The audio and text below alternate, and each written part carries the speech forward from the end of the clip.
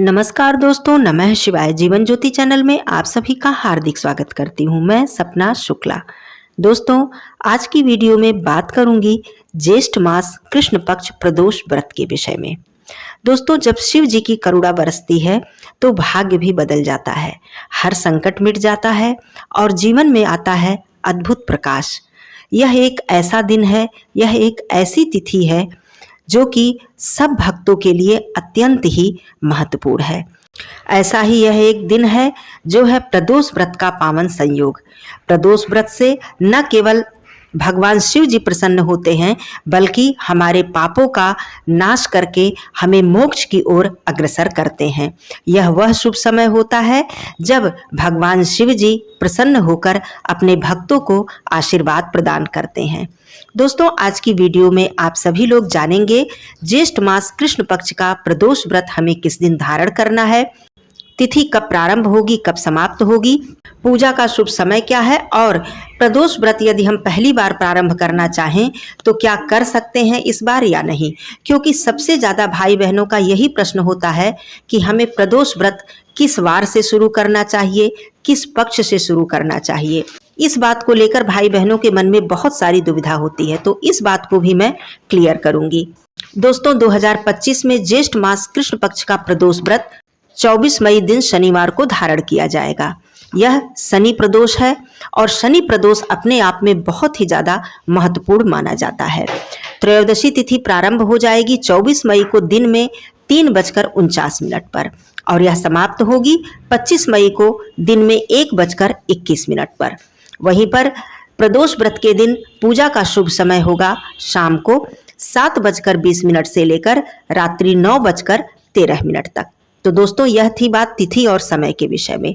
प्रदोष व्रत भगवान शिव जी को समर्पित है। यह तिथि और यह व्रत भगवान शिव जी को अत्यंत ही प्रिय है। जब सायंकाल के समय अर्थात प्रदोष काल के समय तीनों लोकों के देवता स्वयं शिव जी के दर्शन करने के लिए कैलाश पर आते हैं, इसीलिए यह तिथि अत्यंत महत्वपूर्ण मानी जाती है। ऐसी मान्यता है कि इस दिन व्रत करने से, श्रद्धा भक्ति से भगवान शिव जी का पूजन अर्चन करने से भगवान शिव जी हमारे समस्त पापों को क्षमा कर देते हैं और मनवांछित फल हमें प्रदान करते हैं। चाहे संतान की इच्छा हो, चाहे विवाह में बाधा हो या फिर नौकरी की इच्छा हो, रोगों से मुक्ति की बात हो, प्रदोष व्रत हर संकट का समाधान है।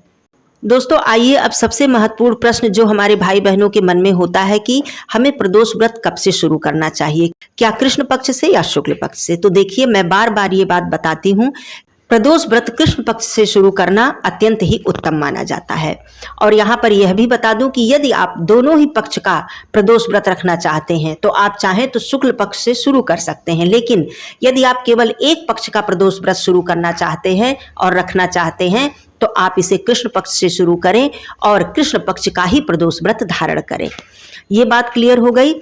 शनि प्रदोष व्रत और सोम प्रदोष व्रत, ये दोनों जो वार हैं दोस्तों, ये दोनों प्रदोष व्रत अपने आप में बहुत ही महत्वपूर्ण है। वैसे तो शनि प्रदोष व्रत को संतान प्राप्ति की इच्छा के लिए बहुत ही ज़्यादा महत्वपूर्ण माना जाता है, लेकिन यहाँ पर मैं बता दूं कि यदि आपको संतान प्राप्ति के अलावा और भी कोई मनोकामना हो, कोई भी ऐसी इच्छा हो, दुर्लभ इच्छा हो, तब भी आप शनि प्रदोष व्रत से अपने व्रत को प्रारंभ कर सकते हैं। और इस बार कृष्ण पक्ष शनि प्रदोष व्रत पड़ रहा है। बहुत ही उत्तम पक्ष है, बहुत ही उत्तम समय है और वार भी बहुत अच्छा है। आप लोग इस व्रत को बिल्कुल निसंदेह शुरू कर सकते हैं। सोम प्रदोष व्रत जो होता है वो समस्त मनोकामनाओं की पूर्ति के लिए बहुत ही खास माना जाता है। तो आप लोग सोम प्रदोष व्रत से या फिर शनि प्रदोष व्रत से अपने व्रत को प्रारंभ कर सकते हैं। हमारे गुरु जी इस विषय में बताते हैं, वो बहुत ही ज़्यादा जानकार हैं व्रत, उपवास, पूजा पाठ के विषय में। मुझे कोई भी बात पूछनी होती है, किसी भी बात की दुविधा होती है तो मैं उन्हीं से पूछती हूँ। उन्होंने ये बात बताई है, इसीलिए मैं ये बात अपने भाई बहनों को बहुत ही विश्वास के साथ बताती हूँ। उन्होंने ये बात बताई कि शनि प्रदोष व्रत भले ही संतान प्राप्ति की इच्छा के लिए खास माना जाता है, लेकिन अन्य कोई भी और इच्छा है आपकी तब भी आप शनि प्रदोष व्रत से व्रत को प्रारंभ कर सकते हैं। और सोम प्रदोष व्रत भी इसी प्रकार आपकी समस्त मनोकामनाओं के लिए आप सोम प्रदोष व्रत से व्रत को प्रारंभ कर सकते हैं। कृष्ण पक्ष का प्रदोष व्रत ही महत्वपूर्ण होता है। जिस प्रकार से शिवरात्रि कृष्ण पक्ष में ही आती है, मासिक शिवरात्रि या फिर महाशिवरात्रि कृष्ण पक्ष का ही महत्वपूर्ण होता है, उसी प्रकार से भगवान शिव जी का यह प्रदोष व्रत भी कृष्ण पक्ष से ही शुरू करना ज़्यादा फलदायी होता है। तो मेरे ख्याल से मेरे सभी भाई बहनों को ये बात क्लियर हो गई होगी और उनके मन में अब किसी भी प्रकार का संशय नहीं रह जाएगा। अब बात करती हूँ प्रदोष व्रत हमें धारण किस प्रकार करना चाहिए। तो वैसे तो नियम प्रदोष व्रत का है कि हम पूरे दिन निर्जला रखें और प्रदोष काल की पूजा करने के बाद, शिव जी का अभिषेक करने के बाद, कथा का श्रवण करने के बाद हम जल और मीठा फलाहार ग्रहण करें। लेकिन जो भी भाई बहन शारीरिक शक्ति उनकी सही नहीं है, उन्हें दिक्कत है और तब भी वो प्रदोष व्रत रखना चाहते हैं, तो ऐसा नहीं है कि यदि आप जलपान करके व्रत को रखेंगे तो भगवान शिव जी प्रसन्न नहीं होंगे। वो तो भोले भंडारी हैं, केवल हमारी भक्ति को देखते हैं, हमारे प्रेम को देखते हैं। तो आप मीठा फलाहार करके भी इस व्रत को प्रारंभ कर सकते हैं। नमक खाने का विधान इस व्रत में नहीं है। शिवरात्रि, मासिक शिवरात्रि, प्रदोष व्रत, सोमवार का व्रत, इसमें नमक खाना वर्जित बताया गया है। तो ये नियम था प्रदोष व्रत धारण करने का। अब प्रदोष व्रत जब आप धारण करें तो सुबह सवेरे ब्रह्म मुहूर्त में उठकर स्नान आदि करें, स्वच्छ वस्त्र धारण करें। शिव जी का यह व्रत है, हो सके तो हल्के रंग के वस्त्र, जैसे स्त्रियां गुलाबी रंग के वस्त्र, पुरुष हैं तो सफेद रंग के वस्त्र पहनकर शिवालय में जाकर सुबह की पूजा कर लें या घर के मंदिर में आप सुबह की पूजा कर लें। सबसे महत्वपूर्ण होती है शाम की पूजा। पूरे शिव परिवार की पूजा करना इस व्रत में बहुत ही ज्यादा फलदायी होता है। सुबह की पूजा में व्रत का आप संकल्प ले लें, जिस प्रकार से भी आप व्रत धारण करें। सुबह भगवान शिव जी की पूजा अर्चना, जलाभिषेक, आरती, नैवेद्य, भोग प्रसाद अर्पित करते हुए आप उनकी पूजा अर्चना कर लें और संध्या के समय फिर से स्नान करें, स्वच्छ वस्त्र धारण करें और संध्या के समय शिवालय में जरूर जाएं। यदि आप सुबह भी मंदिर गए हैं तब भी आप शाम के समय जरूर ही जाएं, और यदि आप सुबह अपने घर में आपने पूजा की है तब भी संध्या के समय यदि आप शिवालय में जाकर अभिषेक करते हैं तो इससे आपको अत्यंत ही लाभ प्राप्त होता है। तो शाम के समय आप अपना जो भी आपके पास सामग्री हो पाए भगवान शिव जी को अर्पित करने के लिए, कच्चा दूध, पंचामृत, गंगा जल या फिर साधारण जल, पुष्प, मंदार के पुष्प, धतूरे का पुष्प, बेलपत्र, शमी पत्र, अक्षत, चंदन, अबीर, गुलाल, भस्म, धूप, दीप, सब कुछ जो भी आपके पास है, फल, मिष्ठान आप लेकर जाएं, उनका अभिषेक करें, उन्हें सारी सामग्री अर्पित करें। माता गौरी जी को आप श्रृंगार की वस्तुएं अर्पित करें, भगवान गणेश जी को दूर्वा अर्पित करें, नंदी जी की पूजा करें, आरती करें। वहीं पर बैठकर आप मंत्र जप कर लें या फिर स्तोत्र, चालीसा इत्यादि का पाठ कर लें, आरती कर लें।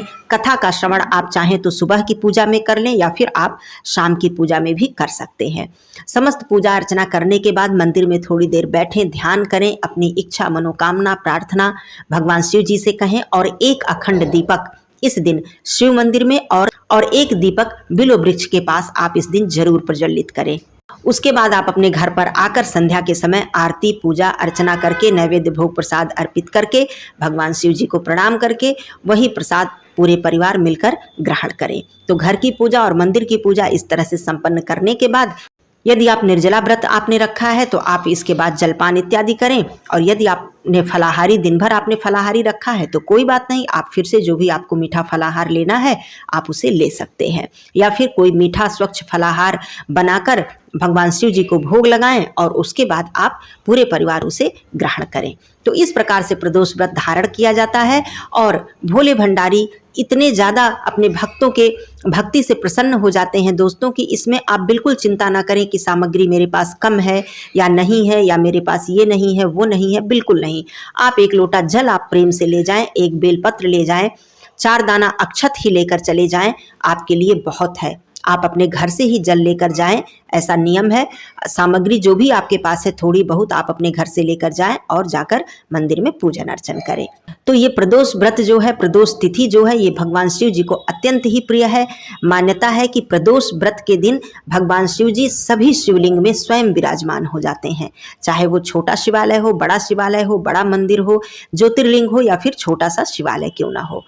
तो ऐसी मान्यता है कि प्रदोष तिथि उन्हें अत्यंत ही प्रिय है। जिस प्रकार से सावन का महीना उन्हें अत्यंत प्रिय है, सोमवार का दिन उन्हें अत्यंत प्रिय है, उसी प्रकार प्रदोष व्रत और यह तिथि अत्यंत ही प्रिय है। तो बहुत ही अच्छा मौका है, बहुत ही उत्तम ये वार पड़ रहा है और पक्ष भी कृष्ण पक्ष है। तो आप लोग निसंदेह इस व्रत को उठाएं और अपनी समस्त मनोकामना को पूर्ण करें, भगवान भोलेनाथ जी का आशीर्वाद प्राप्त करें। दोस्तों वीडियो अच्छी लग गई हो तो इसे लाइक और शेयर जरूर कर दीजिएगा। कमेंट बॉक्स में नमः शिवाय लिखना बिल्कुल मत भूलिएगा। फिर मिलती हूँ अगले वीडियो में, तब तक के लिए धन्यवाद। नमः शिवाय। हर हर महादेव।